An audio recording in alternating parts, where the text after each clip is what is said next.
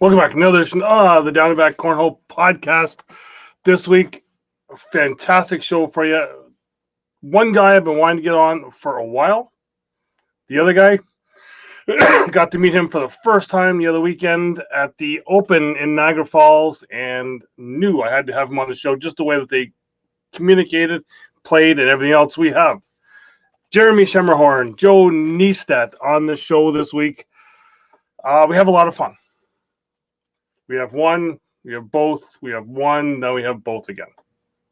Wait a couple minutes, you'll see.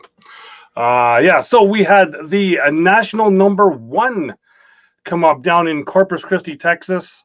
Got to watch some of that. Got to watch the live feeds all weekend. And I know I kind of felt for the guys because I know the issues they were having, and a lot of people were really kind of hammering on them.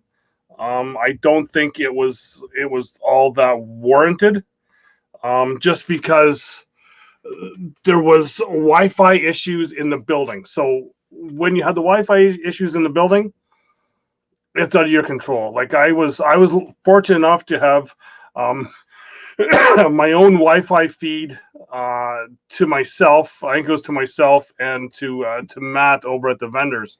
So it was just him and I on that Wi-Fi. Even though we had a Muay Thai event going on one side of us, a dance competition on the other side where it was taking over the whole building Wi-Fi, we had a Wi-Fi connection just to ourselves. So we were good with that. And when that happens, it's out of your control. And you're not going to get everybody that you want to get doing commentating. But all in all, I think it was a great weekend. I then got to see the ESPN broadcast. And if anyone else seen on the Addicted to Cornhole, Nate Williams put up his now being called a fish tank cornhole live streams, and yeah, you get to watch his fish tank, and in the background there might be some cornhole.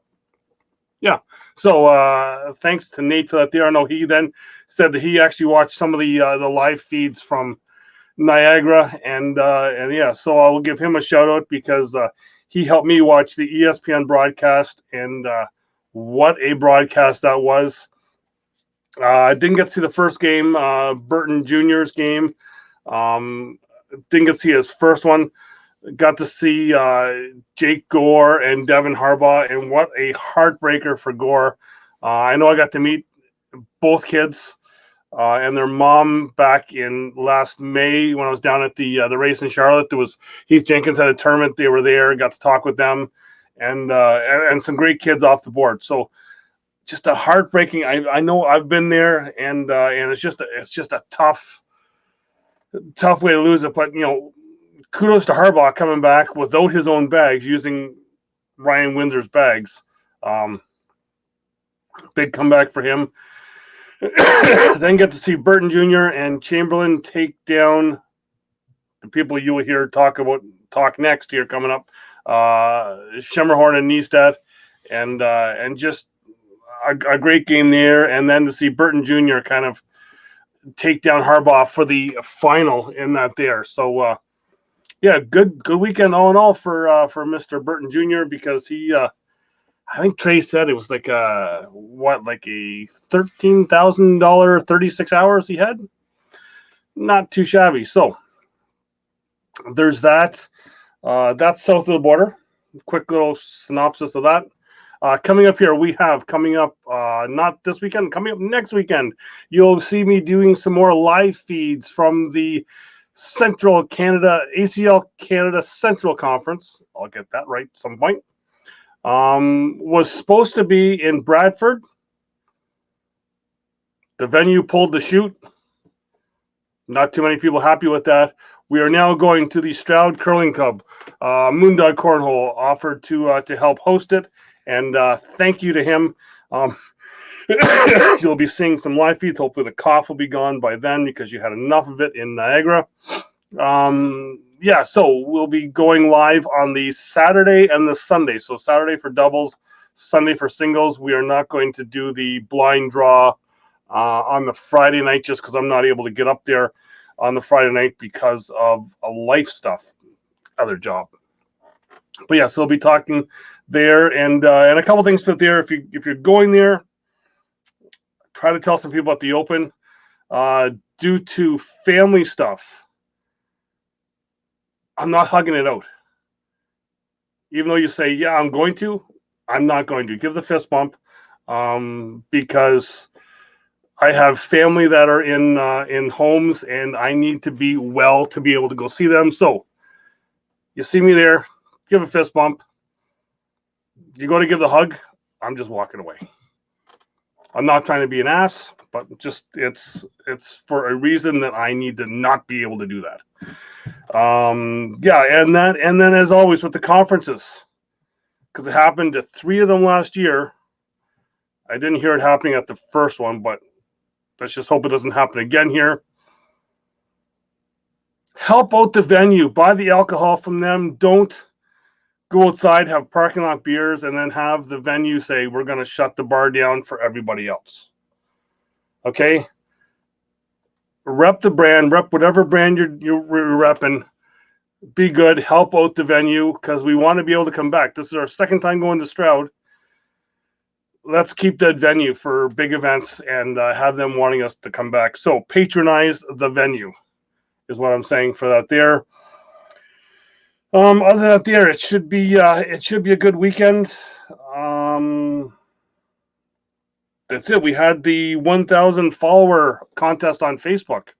Adam Beck, winner of the hero bags. He will be getting them hopefully next week. I will get them out to him. I'm doing a lot of pointing this week. For whenever I do put up on the audio, you won't see me doing it, but you're going to see me doing it here now. Yeah, so we got that, which means we're over that 1,000 followers. So once we get to the next 1,000, tell all your friends. We will do another contest.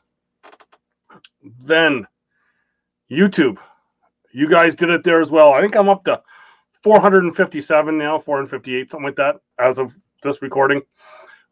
Which means another contest coming up probably early next week. I have them in my hands. The 420 Terminators. How about that? Win a set of those just by subscribing on YouTube, by liking videos, by subscribing. You can get a set of the 420 Terminators. I've been throwing Terminators.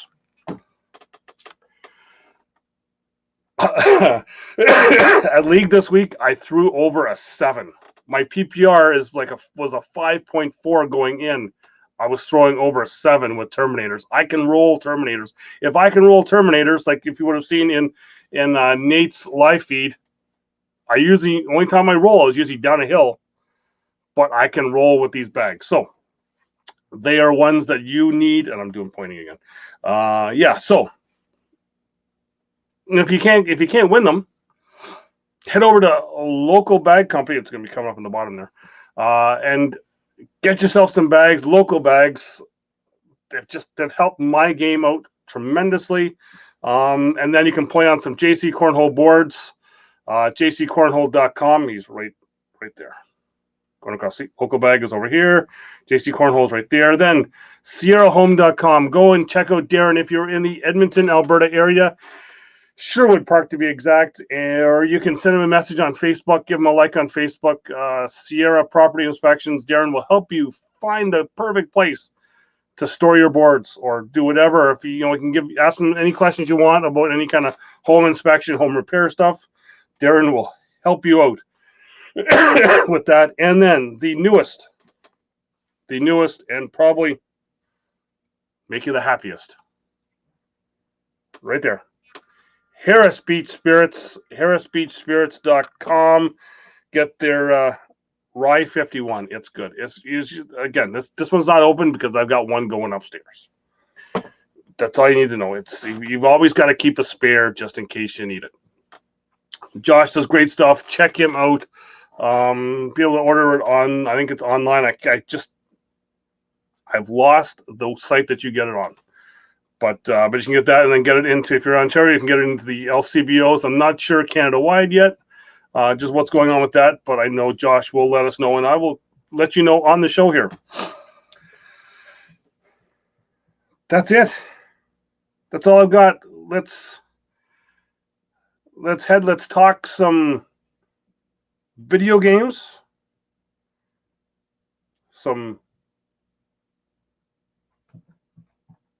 Jersey Shore, that's it. That's the word I'm trying to think of. Jersey Shore. And then some cornhole and just some all-around fun as they even take some viewer questions as well. So, without further ado, here is Jeremy and Joe, part of the Michigan Mob.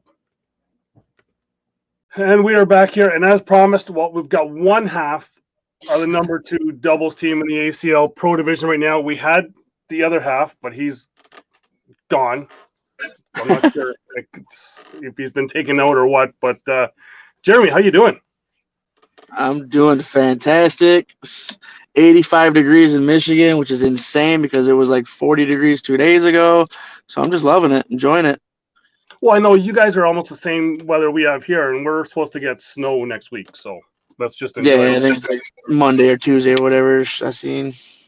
Exactly. So this is like, we've actually been trying to get this on the show here, well, you on the show, for a little while now. We talked about a year or so ago, and now it's finally happened. Heck yeah, I'm excited. So the other thing, before Joe comes back in here, if he comes back in, we talked, everyone's been talking about this ACL game. Finally, pros are getting into a video game.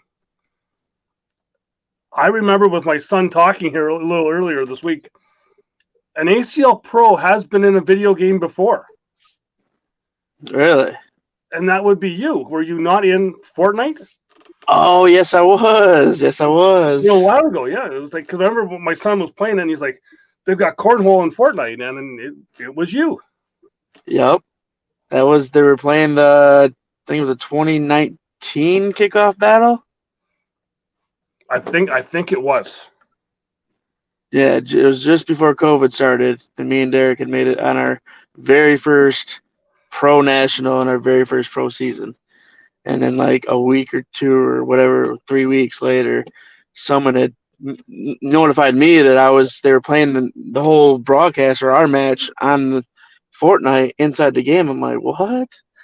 So it was insane. It was pretty cool. Actually, I guess everything happens to you because then you get on MTV here this past year. Yeah, that was something else. Let me tell you. Well, it's got your name out there, if not anything. Yeah, so I don't really know. So it was like a Tuesday, and we all knew Mike Sorrentino was coming to play in the finals with the celebrity stuff, and I'm warming up with my co-ed partner who I just met. I think she's from Kansas or somewhere around that area, Missouri.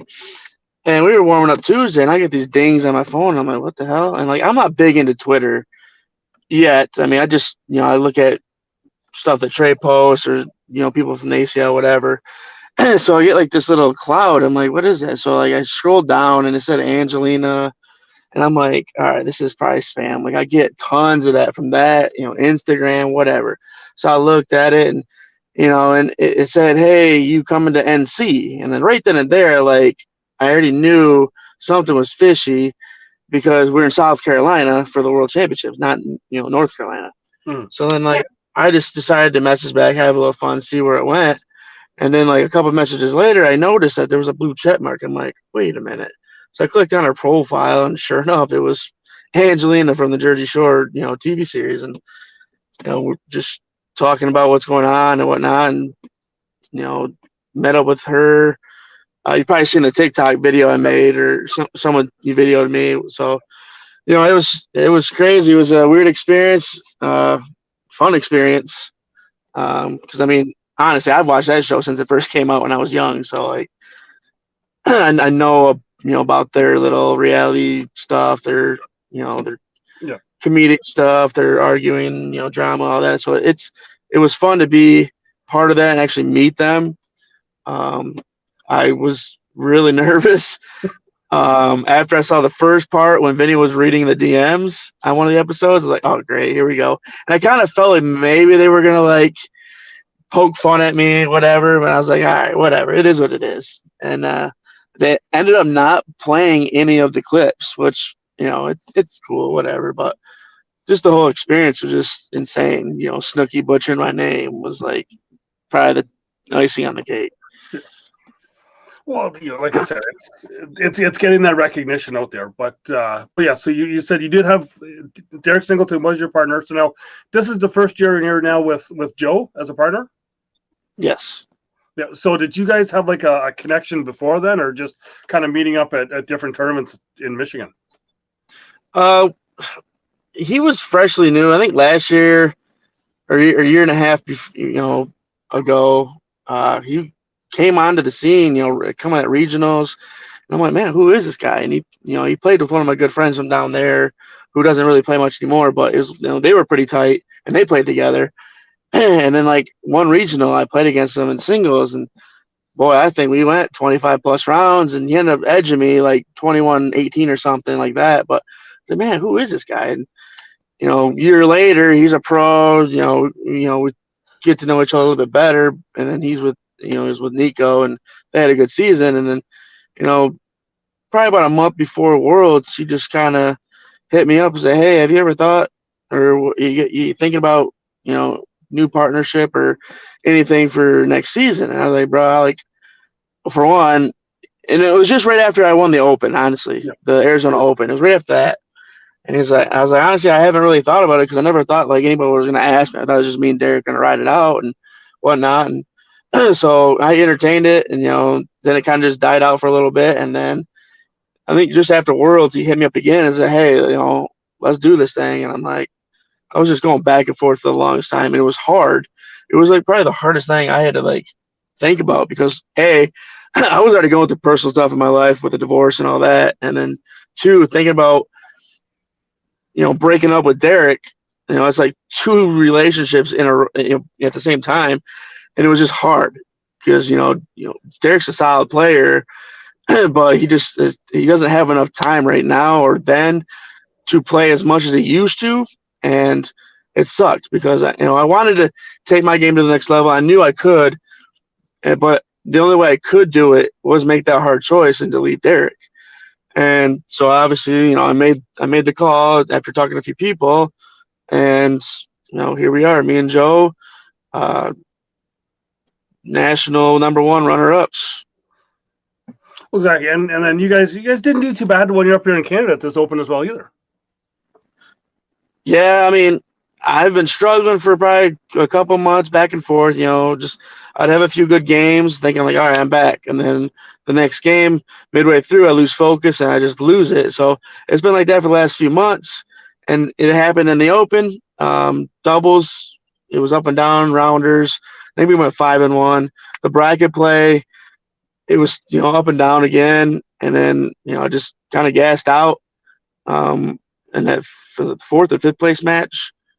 And I mean, even having the singles, I was 2-0, shooting a 10-4 average. And then the third game, I played Brady Foster, and I was beating him. I was up 20-12, and I ended up just losing focus and just lost the game.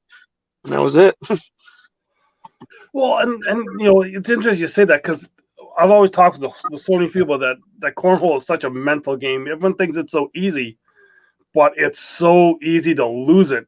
That one little thing can happen. Just what's it like trying to, or what have you done to try and get that mental side back when you think you may have lost it? I keep trying to just pump myself up and say, hey, you've beaten the top dogs. Like, you've beaten a lot of these guys. Why are you, going into these matches nervous? One, I don't like to lose. Nobody likes to lose. Two, I don't like to underperform, and it happens a lot. And then I get in my head. People even tell me, dude, you get in your head. So, like, I don't know. And then just being partners with Joe, having the caliber of talent he has, people hyping him up, and now obviously he's won the Canada Open singles. It's like I have almost like a high mountain to climb to reach the expectation that we should be a top 10 team. So that also adds pressure and makes me nervous. But, lately he's been more loose with me. He's been like, dude, let's just play and have fun. Screw it. Like, no pressure. Let's go out there. There's going to be other tournaments. We got 4 nationals, we got worlds, we got other opens, shootouts, you name it. Like, let's just go out there, have fun, and just see how it goes. And that's exactly what we did this past Saturday in Texas. And it just worked out. And it's crazy, but it just worked. And speaking of Joe, looks like he is. I'm gonna try this again. He's now back. He's now back here. He's got a signal. Yeah, I went around the building and see. We'll see if this works. So, Joe, we were just kind of talking with Jeremy there about how are you guys kind of getting together? And you said you were kind of on him after Worlds not there. What did you see in Jeremy that you wanted to partner up with him? Oh, I mean, there was a lot of things. I mean, I knew he was a really good player. We always played at regionals and stuff. And we always had like really, really tough battles. I knew his skill set was there. And I knew he was someone that I could have fun with too. So, and chemistry really, it plays a huge factor, especially when you get on that big stage. And like I said, he lived like 15, 20 minutes away. So we could get all that practice in, we can get the reps in that we needed to, and we could travel around. We could make all these plans together and, travel together. And, there's a lot of like chemistry building that can be there. So, and kind of like I was saying, like we could play like states and regionals and local tournaments, and we'll have all those reps in that. Partners that partner out of state, they don't get those. Like for example, like Jordan and Jay, like they only play maybe a few times a year together in nationals and maybe shootouts and stuff. So I knew that like I didn't really want to go with anybody out of state. And in general, like I wanted to do it for my area. I wanted to do it for Michigan. I wanted to do it for the folks back home. And I think that means more to me, winning it with a buddy from back home than just snagging somebody from out of state too. I know for me, I've always been the guy that says that you need the chemistry. Like you can have those super teams where the 2 top guys will get, or female players or 2 top players, regardless, will get together and you can have a strong team. But I think that whole chemistry, and the one thing I kept hearing from a lot of people on the weekend when you guys were up in Canada, that some people that didn't know about you guys was like they all thought you guys have been partners forever. Yeah. Just the way that you guys kind of carried on, and we're just kind of, and I always felt that with my partners, that you have to have that belief in like the person on the other end of the board is going to come through, right? It's that confidence in that player. Is that kind of the same thing that you guys are thinking?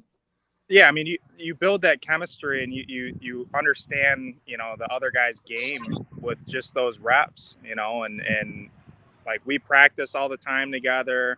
Like I said, we go to regionals together, all the local reps, like all of that adds up to where, we've only been partnered for a few months, but it feels like I've been partnered with him for a year, and I feel super comfortable. I mean, I'm sure he feels the same way, but like we both know our game, and that matters a lot in doubles for sure. You kind of got the same thing, Jeremy? Oh, absolutely. He nailed it. I mean, when he's at the other end of the board, and like I know what I'm gonna get, and it's I'm gonna give him the nickname, Mr. 10 Joe. Like he just throws 10s, and I'm like, man.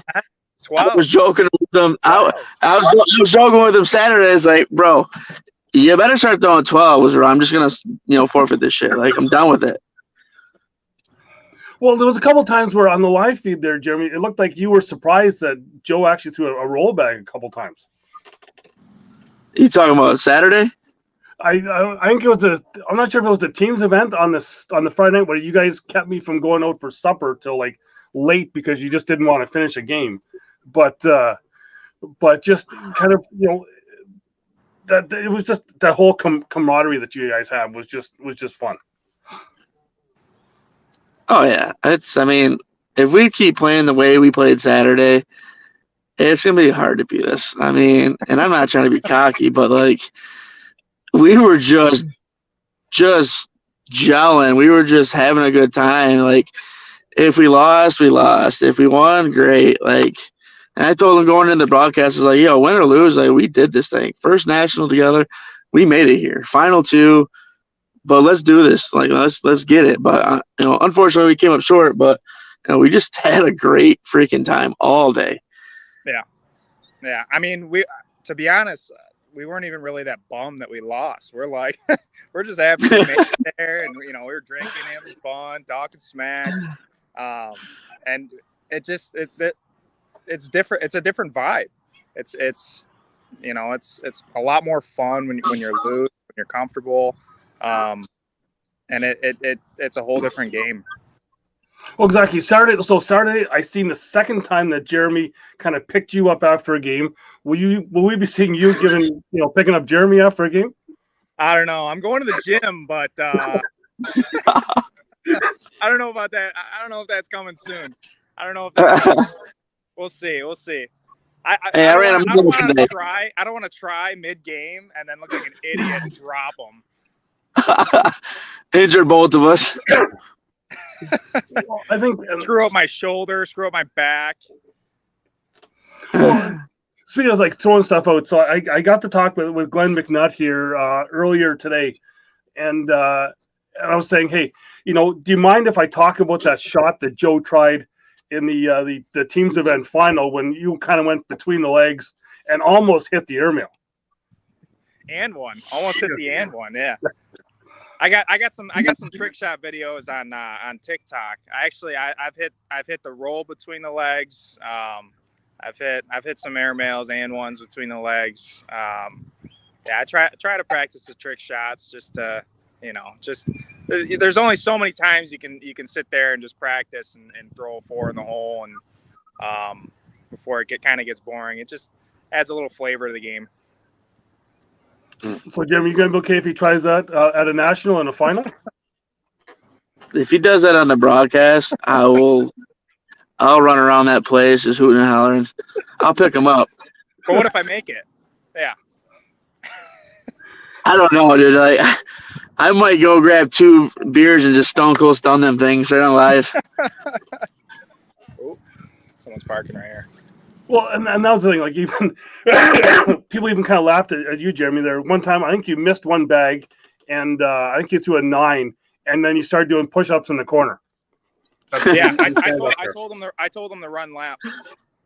I told them, give me 5 laps. The push-ups weren't enough. Didn't I like throw it short or something? Yeah. I think you should throw it short of the board. Yeah. Push-ups. I told you to start working out. Then you don't want to have me as a part of them, because up here that's called a corn dog, because I can only throw 26 feet. Oh. But no, and then even just it's not just you guys kind of interacting with yourselves during the game. The way you guys get the crowd involved as well, because I know we had a few people up here at the Open that just, especially the Friday night at the teams, because it was so kind of a relaxed atmosphere there. They had fun kind of going back and forth with you. I don't know if it was trying to get you off your game, but just having fun with the crowd. I think that's what we need more in cornhole. Yeah. I mean, I could see that. It is tough. I mean, we got our own kind of thing going on, but it'd be tough to get other teams on board with that. But yeah. I like it, Thanks. So I've got a couple questions here that I had from some players up here in Canada that had it, and one was from one of the guys who you did talk with during the game. Both of you guys, Steve James, who's a great guy he likes to have fun. I'm surprised that Alin must have took the leash off and let him talk during that Friday night. But his one thing was, just for you, Joe, is that he just thought he was asking, it was a way of you to be able to concentrate, and it's almost like you kind of stop and you don't even look at the other guy throwing, like while he throws, because you kind of have your head down. Is that just one of your ways of trying to concentrate and trying to know what you want to throw? So if you know me, everything I do is calculated. Everything I do is for a reason. I'm sure Jeremy's probably smiling. So like just looking down, it kind of resets you. Sometimes I'll take a couple bag flips. I'm trying to not get in my opponent's rhythm. Timing plays a lot into it, into your throw, into their throw. And there's some psychology tricks and some timing tricks that I practice. And I guess that would be one of them. Yeah, watch their bag go in, and then I try and look down and reset and go at my pace. And then there's sometimes that I'll actually, I'll reset and then speed up. I might speed up for a couple rounds, slow down for a couple rounds, and sometimes messing with the opponent's timing could force a couple misses and give me a couple big rounds. So everything is calculated. And then this one, I don't know, Jeremy, you can take this one, then Joe, you can kind of respond as well too. Just from Corey Ewart, he was asking if you could share some keys to developing as a newly formed doubles partnership, just based on your experiences. Just kind of, what are some of the keys that you guys have been able to kind of bring in to get your success here so far? And now Jeremy's gone. I could speak for him, but I would say just getting reps in, getting to know your partner, getting to know their shot, getting to know their game, what shots they're comfortable with, what shots they're not comfortable with, and then building that trust. I feel like trust is huge in doubles. I've seen a lot of players, they'll call one thing on the other side, and the player doesn't throw it. They're like, all right, set a block, and they shoot the airmail anyways. It's like you have to believe in each other. You have to trust in each other. And I feel like that comes with reps, with timing, with putting the work in, and just practicing together. And over time, I feel like that chemistry builds, but it can't be faked. It can't be manufactured. So you just got to build that over time, get the reps in, and just practice. Okay. And then the last one I had was for you. It was from Keaton Carey McLeod. And I will answer this for you because he says, why didn't you take it easier on the Canadian in the final of the swap? Keaton, suck it up, you lost. That's all I'm going to say. No, so, and that's another thing is like it's tough to take it easy on anybody. Like you almost can't let up because in cornhole,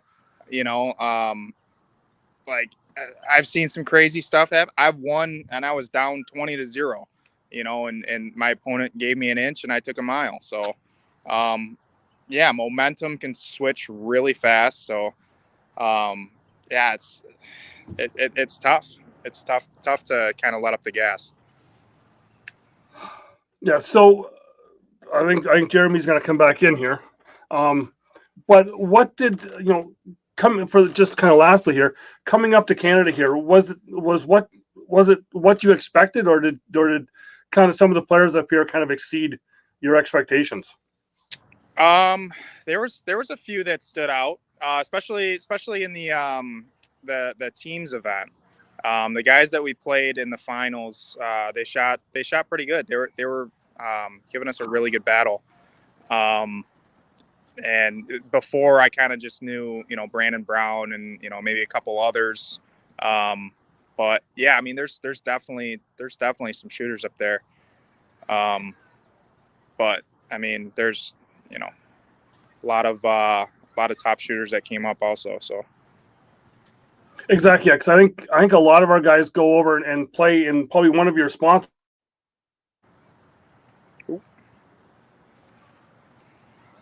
Kind of talking about that, how that's a fun place to get to.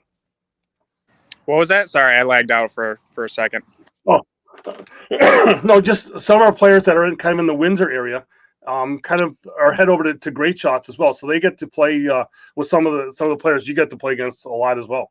Yeah, and just at Great Shots, there's a few really good kids that are coming up that are just taking the game by storm, and they're playing for like 6 months, and they're hitting roll bags and airmails, and they have perfectly flat bags, and it's like, shoot, that took me like 5 years.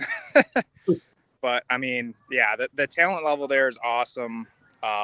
It's so some of the best players in the state are up there. So for any Canadians that want to venture out, some of the regionals are like, they're insane. They're like 150 players, 160 players, sometimes close to 200. They have to split it up throughout days. And if you want to get better, you got to play against the better talent. So any of the Canadians that want to come up, Great Shots, definitely the place to go. So Jeremy, I kind of asked Joe if coming up here to Canada to play at the Open, if your kind of expectations of what you were going to get here were kind of, did some of the players that you may have seen from Canada kind of exceed those expectations of what you thought you might have got up here? Yeah, there was a few players that I didn't really, know of, and I've seen, Connor Weiss. I don't think I ever heard that name, but we played him, I think, rounders or maybe in the bracket, and I'm like, all right, him and his partner shoot pretty well. They shot well. I know, Canada's, when they started, 3 years ago, whatever, there was only a handful, and now you guys are exploding, and so I really didn't know, what to expect or who was the, good shooters, but, they definitely were, up there. I'm, on my radar, so. Yeah, definitely. Like the two guys that you guys played in the final of the teams, Glenn McNutt and Dave Dunlop, they just bowl through everybody up here at conferences, and we've got another conference coming up here in a couple weeks, so I'm expecting them to do the same thing again. But it's just kind of up here, almost every tournament now, there's somebody new coming out, which is probably the same you guys would have had 5-6 years ago, but kind of because we're that little bit behind. But it's all these young players, and two young players you guys had on your team's event, Jaden and Eric, were just throwing fire as well. Yeah, Jaden and Evan. Yeah, we knew. Sorry, Evan. We knew what they could do before. Jaden's one of the if not one of the top kids in the world, and Evan's right there with them. There's a couple others I can name. Tim Burton Jr. or Timmy Bochatton. You're going to see his name. Brandon Earls. You're going to see his name. There's some really good kids that are coming up that are, you're going to see them in a couple of years on the main stage on ESPN. They're just so solid. And that, I feel like that stems from, the pros that we have and playing against good talent, and, how much Michigan and, the surrounding areas, have developed the game and all that. So, really good players. Well, you guys are lucky that I'm no longer in the Great Lakes Conference, because I shared a thing a little while ago that, the week 3 of the 2018 season, I was like 3rd in the Great Lakes Conference for like a week.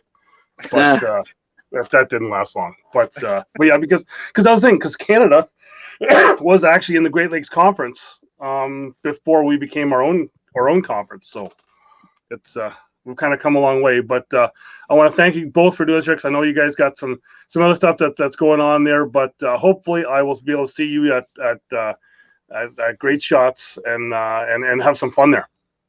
Absolutely. Thanks for having us. Okay, yeah, absolutely. And good luck the rest of the season. I know you guys are, as I said off the top, number 2 team in the ACL Pro Division, and I think it's only a matter of time before you guys are number 1. Let's go. And then lastly, Pennsylvania, baby, you want to come back? And also just one last thing from the players in Newfoundland. They want you to go to our next Canadian Open in Newfoundland in June. So I'm not sure if you guys want to get there, because I know it's the George Street there has the most bars per capita of any street anywhere. So it's we may not make it to Cornhole. That Sounds like a place for Kniesteadt. Again, thank you guys for doing this year, and we'll talk soon. All right, thanks for having us. And I want to thank Joe and Jeremy for coming on, talking like that. A lot of great stuff because, as I said, on talking with them, a lot of people don't know that they are just a brand new team. The way that they communicate and just relate to each other, I think is just it's like they've been together for a while. So I think some big things are coming to them. I know they are at the Michigan State Championships this weekend. I am heading to Michigan. I won't get there this weekend to their state championship, but yeah, best of luck to them. The other thing I didn't mention off the top, this weekend, Platinum members, register for the second ACL Canada Open in St. John's, Newfoundland. It's going to be fun. I'm going to tell you that right now. I know Sean and Amber have a bunch of stuff lined up that's going to be on the side. I'm going to be down there all week leading up to the Open, doing live stuff and having some fun. So register for that. Then head to Facebook. Tell all your friends. Go to Facebook. Like and follow on the Facebook page. And then tell everyone else to come here and check this out. And like, share, and subscribe. And you could win, once the contest comes up, 420 Terminator bags. Get your fill bags. So yeah, so if you're playing cornhole anywhere, just go and have some fun. That's all you need to do is just have some fun, and then you can, like myself, throw sevens. I even had Nettie Burgess. You've seen it. I had an 11 PPR through 2 rounds.